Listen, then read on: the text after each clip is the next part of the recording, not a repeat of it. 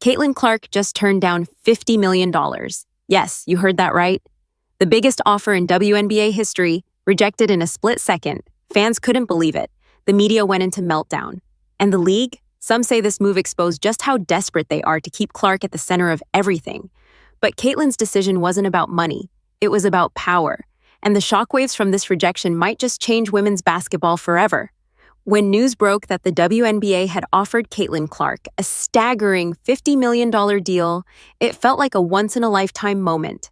The commissioner herself was ready to put the entire league's future in her hands.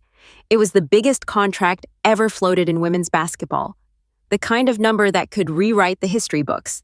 But in a move that stunned everyone, Clark simply said no. No hesitation, no second-guessing, just a firm rejection. Fans immediately erupted online. Some were furious, calling her ungrateful for turning down what other players could only dream of. Others praised her, saying it proved she wasn't chasing quick paydays. She was playing the long game. The media piled on too, splashing headlines like, "Clark rejects $50 million lifeline for WNBA," and "Did Caitlin just break the league?" Suddenly, her decision wasn't just a contract story. It was the spark that set off a league-wide panic.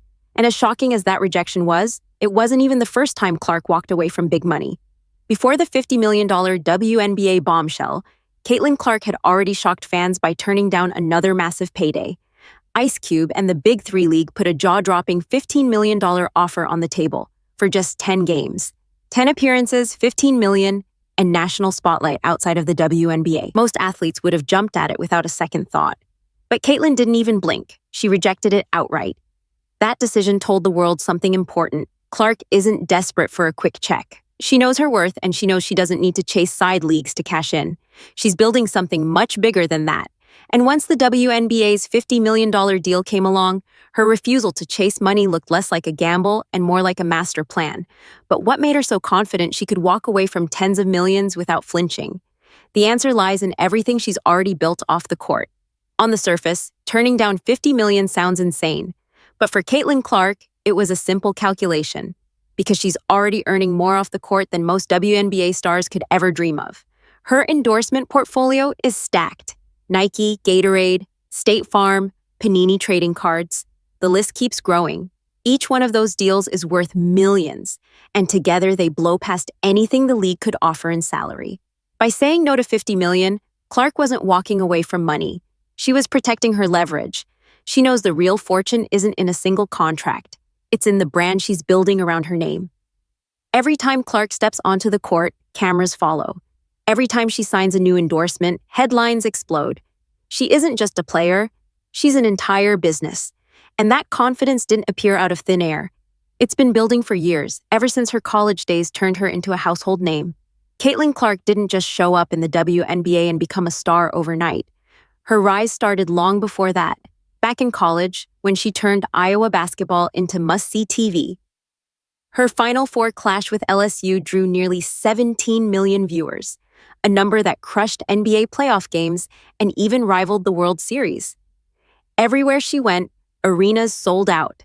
Fans packed stadiums not just to see Iowa win, but to watch Clark put on a show from the logo. By the time she stepped into the WNBA, she wasn't just another rookie. She was an economy on legs. Teams started moving games into bigger arenas just to fit the demand. Ticket prices skyrocketed. National TV networks fought to broadcast her matchups. Clark had already proven she could change the landscape of women's basketball single-handedly. So when the league dangled $50 million, she knew the truth. She didn't need them nearly as much as they needed her. And that's exactly why her rejection sent the league into full-blown panic mode.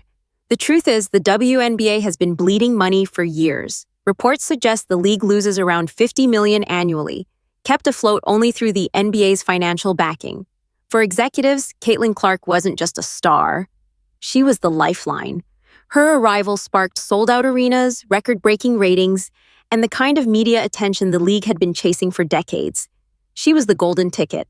So when Clark turned down their massive $50 million deal, the panic was obvious.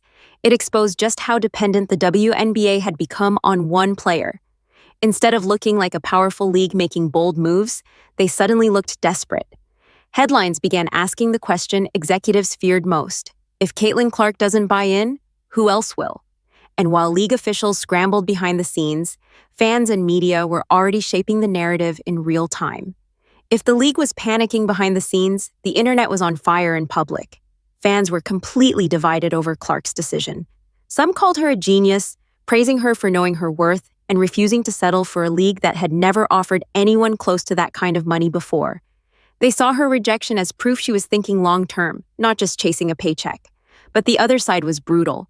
Critics labeled her arrogant, ungrateful, even a diva for turning down the biggest deal in WNBA history. Comment sections filled with debates over whether Clark was lifting the league or leaving it behind. And the memes came fast. Edits of the commissioner begging her to stay. Fans joking that the WNBA couldn't survive without her. Sports talk shows asking the same dramatic question over and over. Did Caitlin Clark just break the WNBA? But as wild as the online reactions were, the bigger story wasn't about fans or even the league. It was about what her decision revealed about the future of power in sports. Caitlin Clark's rejection wasn't just about one contract. It signaled a seismic shift in power. For decades, leagues controlled the money, and players took what they were offered. But Clark flipped that script. By walking away from $50 million, she showed that the true leverage now lies with the athletes who can move markets, sell tickets, and dominate headlines. She doesn't need the league to validate her. The league needs her to survive. Other WNBA players noticed. Suddenly, stars who had quietly accepted smaller deals started questioning their own worth. If Clark could say no to generational money, what did that mean for the rest of them? And that's the ripple effect the WNBA never saw coming. Clark didn't just reject their offer. She sparked a conversation about power, value, and the future of women's basketball itself. Caitlin Clark didn't just turn down $50 million. She redefined what it means to be a superstar in today's game. She doesn't play by the league's rules because she doesn't have to. The endorsements, the ticket sales, the ratings, all of it proves one thing. Caitlin Clark isn't relying on the WNBA. The WNBA is relying on her. So here's the question. Did Caitlin Clark just spark a revolution in women's sports? Or is this only the beginning of her takeover? Drop your thoughts in the comments and don't forget to like, subscribe, and hit that bell because the Caitlin Clark era is only getting started.